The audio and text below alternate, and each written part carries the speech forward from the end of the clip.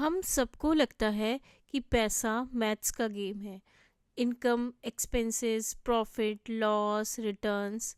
लेकिन Morgan Housel कहते हैं पैसा असल में मैथ्स का नहीं बल्कि बिहेवियर का गेम है।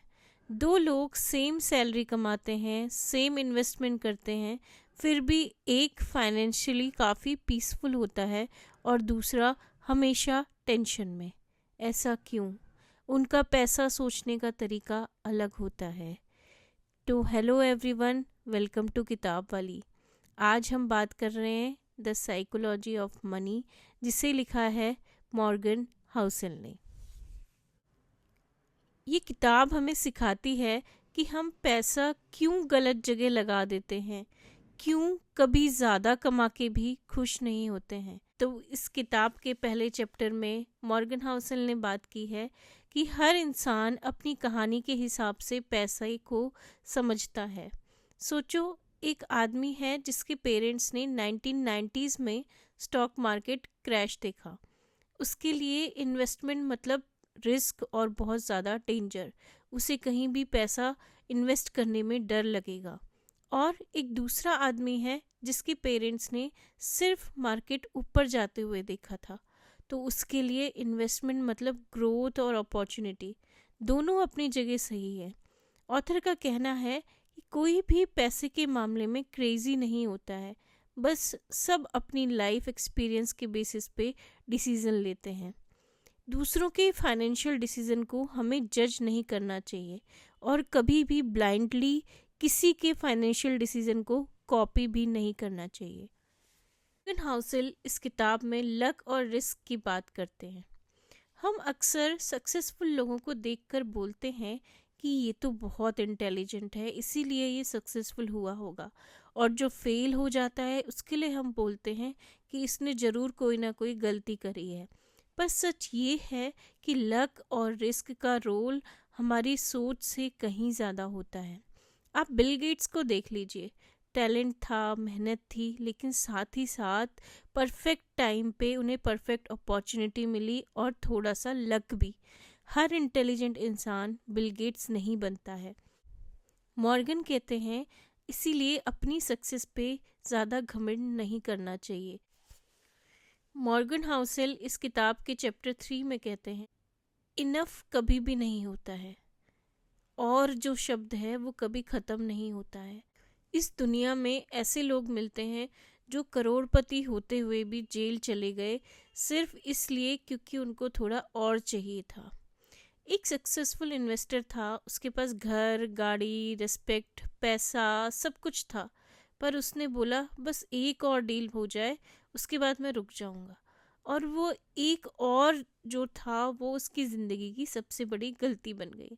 इसलिए इनफ को डिफाइन करना सीखना पड़ेगा। मॉर्गन इस किताब के चैप्टर 4 में कंपाउंडिंग की बात करते हैं। कंपाउंडिंग का मैजिक ग्लैमरस नहीं होता है, ना ही कोई शॉर्टकट होता है, ना ही कोई एक्साइटमेंट होती है। बस ज़रूरत होती है थोड़े से पेशेंस की, थोड़े से डिसिप्लिन की और बहुत सारे टाइम की। इसको मैं एक कहानी के माध्यम से बताती हूँ।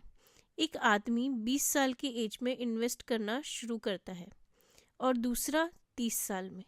दोनों सेम अमाउंट इन्वेस्ट करते हैं और रिजल्ट 20 साल वाला आदमी कई गुना ज़्यादा अमीर होता है सिर्फ टाइम की वजह से। इसलिए जल्दी अमीर बनने का आइडिया सबसे महंगा होता है। मॉर्गन हाउसल कहते हैं अमीर बनना एक अलग स्किल है, लेकिन इम्पॉर्टेंट है अमीर बने रहना, और वो स्किल आनी चाहिए। अमीर बनना होता है रिस्क लेने से, बोल्ड डिसीजन लेने से कोई इंसान अमीर बनता है। लेकिन अमीर बने रहने के लिए आपको चाहिए पेशेंस, आपको चाहिए कंट्रोल। सब कुछ जो आपके पास है उसे दांव पर मत लगाइए। बहुत लोग एक बार पैसा कमा लेते हैं पर फिर क्या होता है, लाइफस्टाइल बढ़ा लेते हैं अपना, ओवर कॉन्फिडेंस आ जाता है, आपको ब्रांडेड चीज़ों की तरफ लोग भागने लगते हैं, उसमें काफ़ी ज़्यादा पैसा इन्वेस्ट करते हैं और एक गलत डिसीज़न सब कुछ ख़त्म कर देता है। इसीलिए सर्वाइवल सबसे ज़्यादा इम्पॉर्टेंट है, यानी कि आपको बने रहना इम्पॉर्टेंट है। गेम में टिकना ही असली जीत होती है। किताब के अगले चैप्टर में मॉर्गन कहते हैं पैसे का सबसे बड़ा यूज़ लग्जरी नहीं होती है, बल्कि आज़ादी होती है। कैसी आज़ादी? इसमें आज़ादी का मतलब है कि जब चाहो आप काम करो, जब चाहो आप किसी को मना कर सको, जब चाहो आप थोड़ा ब्रेक ले सको, जब चाहो आप खुद को समय दे सको। ये आज़ादी आपको महंगी गाड़ी लेने से नहीं आती है।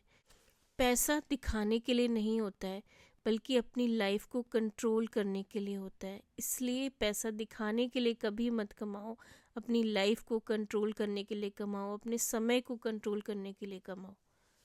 मॉर्गन कहते हैं, हम अक्सर बोलते हैं कि गोल होगा कोई तब हम सेविंग करेंगे, पर लाइफ गोल से नहीं सरप्राइजेस से भरी होती है।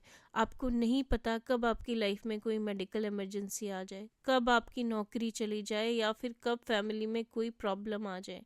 इसलिए सेविंग का बहुत फ़ायदा होता है। इससे आपको पीस ऑफ माइंड भी मिलता है। जो इंसान फाइनेंशियली सेफ होता है वो लाइफ के डिसीजंस भी बेटर लेता है। इसलिए कोई बिना किसी रीज़न के भी आपको सेविंग करनी चाहिए। मॉर्गन कहते हैं, परफेक्ट फाइनेंशियल डिसीजन जैसा कुछ नहीं होता है। अगर कोई इन्वेस्टमेंट तुम्हें रात को सोने नहीं दे रही है और हर रोज़ आप फ़ोन चेक करते हैं उस चक्कर में, तो चाहे वो कितनी ही लॉजिकल हो, तुम्हारे लिए सही नहीं है। ये फाइनेंस में इमोशनल कंफर्ट ज़रूरी होता है, ना कि इमोशनल डिस्ट्रेस। मॉर्गन कहते हैं, लोग गाड़ी, बंगला, ब्रांडेड कपड़े देखकर बोलते हैं कि ये इंसान काफ़ी अमीर है, लेकिन असली वेल्थ जो होती है वो दिखती नहीं है। असली वेल्थ होती है savings, investment, free time, tension free नींद। इसलिए शो ऑफ जो होता है वो खाली स्पेंडिंग होती है, वो वेल्थ नहीं होती है। लोग शो ऑफ के चक्कर में अपना पैसा वेस्ट कर देते हैं जो उन्हें सेविंग में लगाना चाहिए। मॉर्गन ने हमें साइकोलॉजी ऑफ मनी में सिखाया कि पैसा बिहेवियर का गेम है। पेशेंस रखने की ज़रूरत होती है, किसी से कंपैरिजन नहीं करना चाहिए। कंपैरिजन सबसे बड़ा दुश्मन है फाइनेंशियल स्टेबिलिटी का। लग्जरी से ज़्यादा फ्रीडम इम्पॉर्टेंट होता है। जो इंसान पैसे को कंट्रोल कर लेता है वो सिर्फ अमीर नहीं, आज़ाद हो जाता है। मिलती हूँ आपसे किताब वाली की अगले पॉडकास्ट में। धन्यवाद।